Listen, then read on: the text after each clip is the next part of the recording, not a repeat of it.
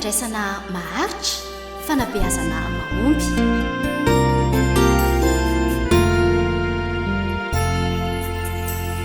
Herinandro fifandraisana ny 10 ka hatramin'ny 12 Jolay 2024.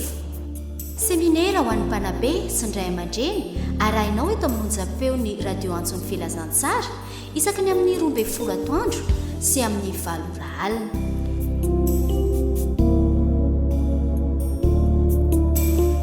Azo atao ihany koa ny manaraka izany ao amin'ny page Facebook antsoin'ny filazantsara Antsiranana. Asa tonoina ary herinandro fifandraisana ny 10 ka hatramin'ny 12 Jolay 2024. Seminaire ho an'ny mpanabe sy ny ray aman-dreny.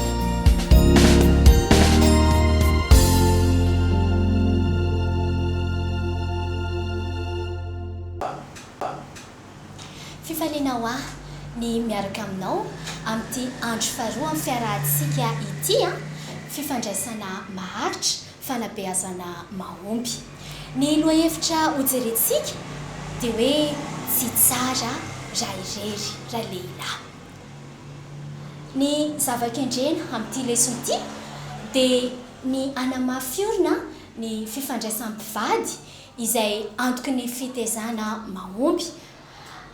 Ary endrika tohinavy no azahoana maneho fa tena mbola mifankatia dada sy neny ary fifaliana fa tsy eta mavesatra ho an'ny dada sy neny ny zanany. Mialohan'ny amalitsika ireo fanontaniana ireo dia andeha isika hiaraka hivavaka isika.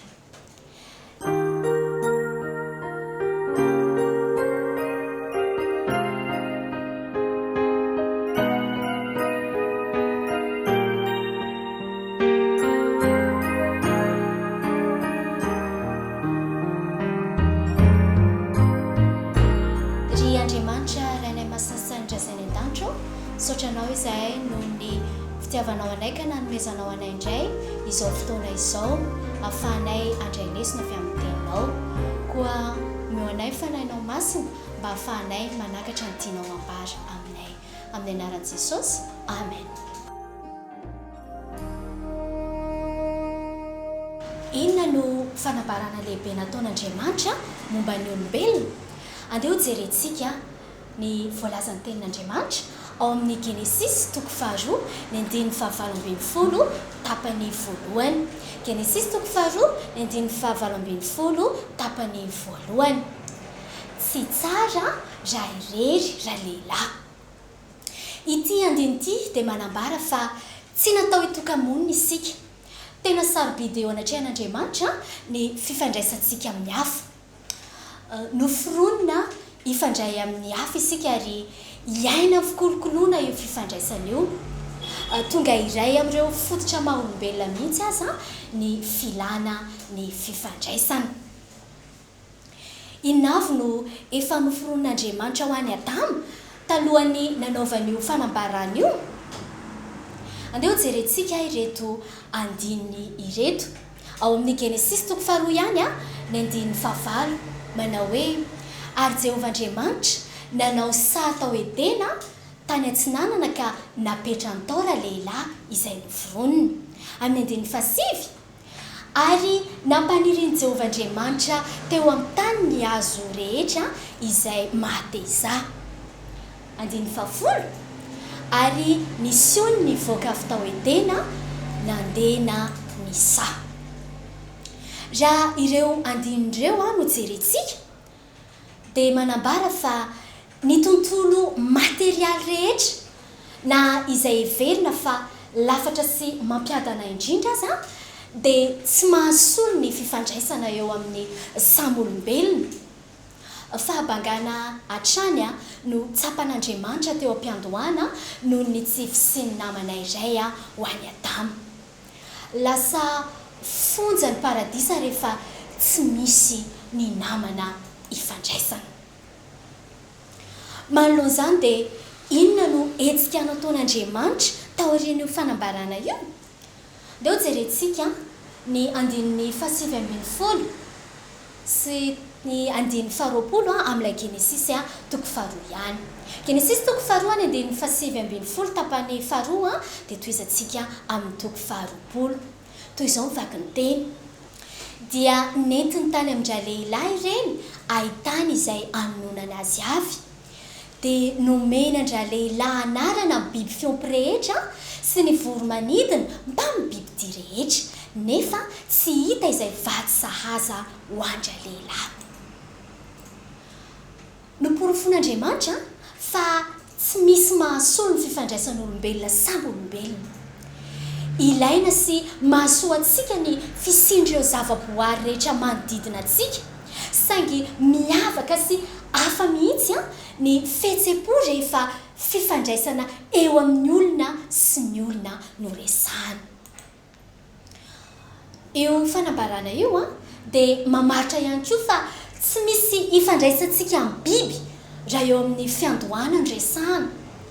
Tena tsy pahin'ny Baiboly tanteraka ny filazana fa avy amin'ny biby ny olombelona, sady tsy ny foronina ny voatra ny andalana avy amin'ny biby isika, no tsy afaka ananamana mpanampy sahaza na vady avy amin'ny biby. Noho izany tena lavin'ny Baiboly ny fampidinana ny olombelona hitovilaharana biby. Io fiheveran'ny olona hitovilaharana biby io no fototra iray lehibe ny poirandreo karazana aratsiana miompampana amin'izao androntsika izao. Ny abibiana sy ny herisetra, eny hatrao an-tokantrano aza, ny fitiavan-tena sy ny fanjakan'ny mahery, ary ny loza ny olona hifanambady samy lehilahy sy anambady biby mihitsy ho an'ny sasany. Inona no endrim-pifandraisana tsara indrindra sy faratampony naorin'Andriamanitra?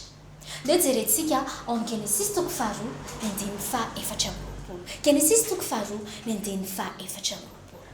Toy izao mivoalaza. Ary noho izany ny lehilahy dia andao ny rainy sy ny reniny ka hikambana amin'ny vadiny, ary dia ho nofo iray ihany izy ireo.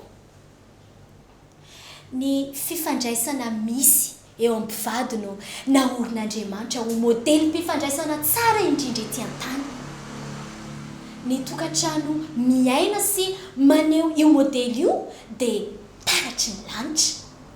Ao amin'ny tokantrano no irian'Andriamanitra ianaran'ny olona rehetra ny antsoina hoe fifandraisana marina eo amin'Andriamanitra sy ny olona, ary eo amin'ny olona samy olona. Ataony ray aman-dreny ahoana moa ny anome torohevitra sy anatra ho an'ny zanany raha izy ireo aza tsy manana izany fiainam-pifandraisana masina izany? Vady manao ahoana no natolotr'Andriamanitra ho an'i Adamo? Dia ho jerentsika ao amin'ny Genesis. Genesis toko faharoa ihany ny andiny faha-valo ambin'ny folo. Genesis toko faharoa ny andiny faha-valo ambin'ny folo. Ary Jehovahandriamanitra nanao hoe, tsy tsara raha irery raha lehilahy dia anaovako vady sahaza ho azy izy. Vady sahaza. Ny hoe sahaza amin'ny teny fototra dia hoe tandrify. Amin'ny teny vahiny dia ilazana irony piesy roa azo atambatra tsara satria mitovy ny kinifinifiny. Raha oharina toy ny visy ireny dia tsy mitovy ilay piesy. Samy hafa ny endriny sy ny bika fototra ananany saingy mifameno tanteraka izy. Toy ny boaty iray sy ny sariny tsy mitovy fa mifameno. Noho izany ny olona iray salama tsara eo amin'ny lafiny rehetra, ara-batana, ara-tsaina, ara-piarahamonina, ary ara-panahy, dia tsy mametraka sakana eo amin'ny tsy fitoviana fa mahay mifandray amin'ny olona amin'ny fotoana sy ny toerana rehetra. Ny tena olana eo amin'ny fitezana dia io fomba fijery tsy mitovy io. Raha tsy haintsika ny manaiky fa samy hafa ianao sy ny vadinao, na teo amin'ny fanabeazana anareo na teo amin'ny fiainana namola volanareo dia ho tratry ny fandriky ny faharavana trany ianareo. Eo masina ankizy dia mila azony fa samy hafa dada sy neny nefa mifameno tsara ary tsy mifanipaka. Nahoany Eva no nantsoina hoe sahaza? Amin'ny andiny fahatelo amby roapolo amin'ny Genesis toko faharoa no andeha ho jerentsika. Genesis toko faharoa ny andiny fahatelo amby roapolo. Arona lehilahy ankehitriny dia taolana avy amin'ny taolako sy nofo avy amin'ny nofoko ity dia atao hoe vehivavy satria lehilahy no nanalana azy. Mbola mamerina trano Baiboly fa tena asa tanan'Andriamanitra izao sy anao.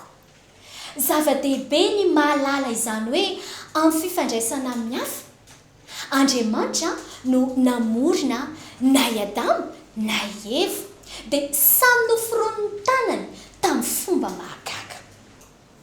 Nanao fandidiana toy ny dokotera Andriamanitra ary mba azonany endrika roa lahy sy vavy. Nisahirana mihitsy Andriamanitra nanamboatra ahy sy anao. Raha io fanambarana io ny jerentsika dia fototra iray no niavitsika rehetra dia i Adama sy Eva izay niainga avy teo am-pelantanan'Andriamanitra iray aina isika. Izany no toe-tsaina tokony ananan'ny olona rehetra maniry ny omarina. Taolako sy nofoko ianao. Hoy ny ohabolana malagasy hoe tanakavy sy havanana ka izay didy maharary.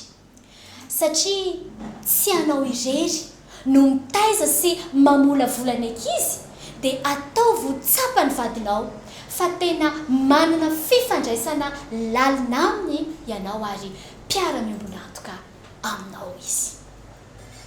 Inona no lesona lehibe tian'Andriamanitra avohitra avy amin'izany?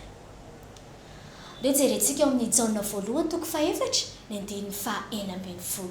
Jaona voalohany toko fahaefatra ny andiny fahaenina ambin'ny folo. Toy izao mivaky ny teny. Ary isika efa mahalala sy mino ny fitiavan'Andriamanitra antsika. Andriamanitra dia fitiavana ary izay mitoetra amin'ny fitiavana no mitoetra ao amin'Andriamanitra ary Andriamanitra ao aminy.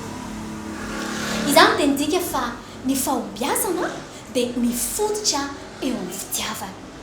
Ary tsarovy fa ny fahatsapan'ny ankizy ny fitiavana asenao azy no lakile amoa ny fon'izy ireo.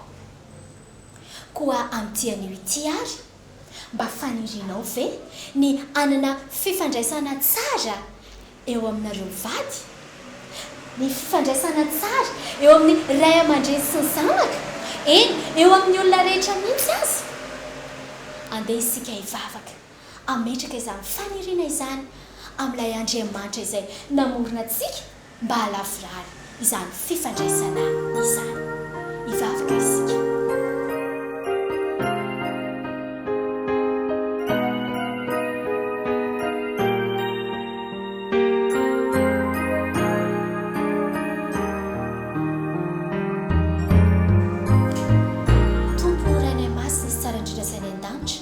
Misaotra anao izahay noho ny nanomezanao anay ny teninao tamin'ity anio ity.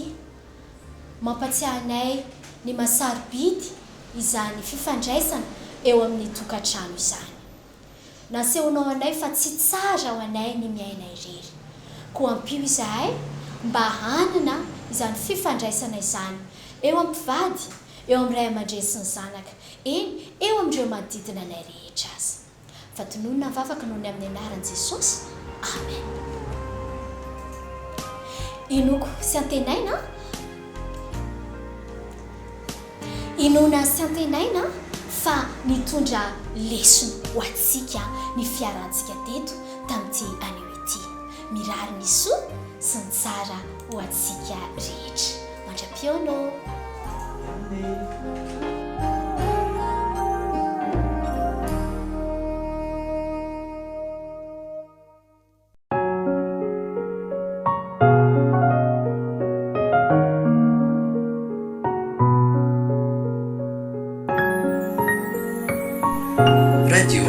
antsoiny filazantsy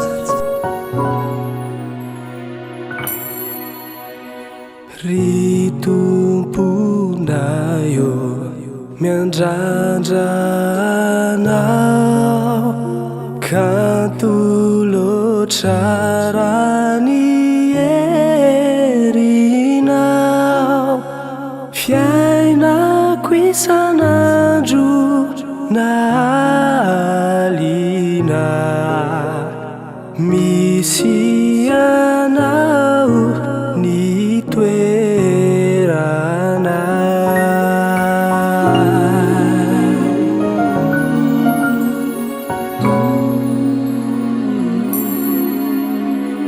Vanuta si mendrika ni andray ny avy aminao malotolotra ny fitafiko nefa nodiobinao ho tonga oso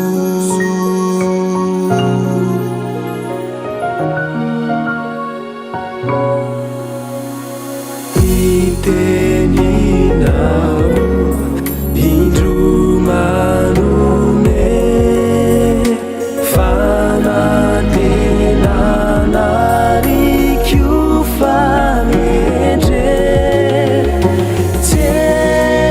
Jehovaray izao zanakao mitoera amikio indrindra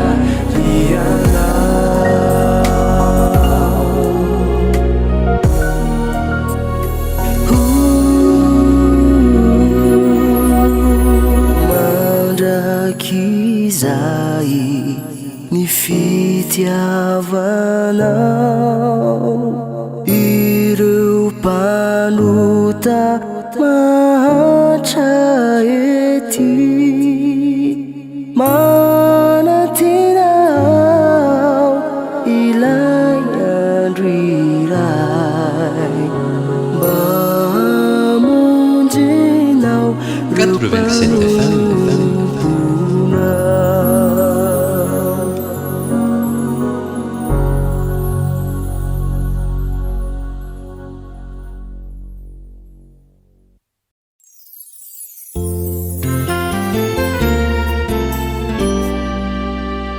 fifandraisana maharitra fanabeazana mahomby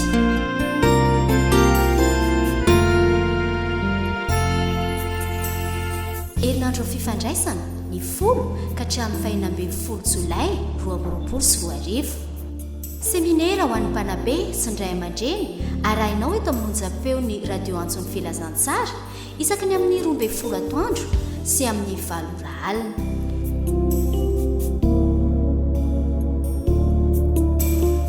aza atao ihany koa ny manaraka izany ao amin'ny page Facebook antson'ny filazantsara antsiranana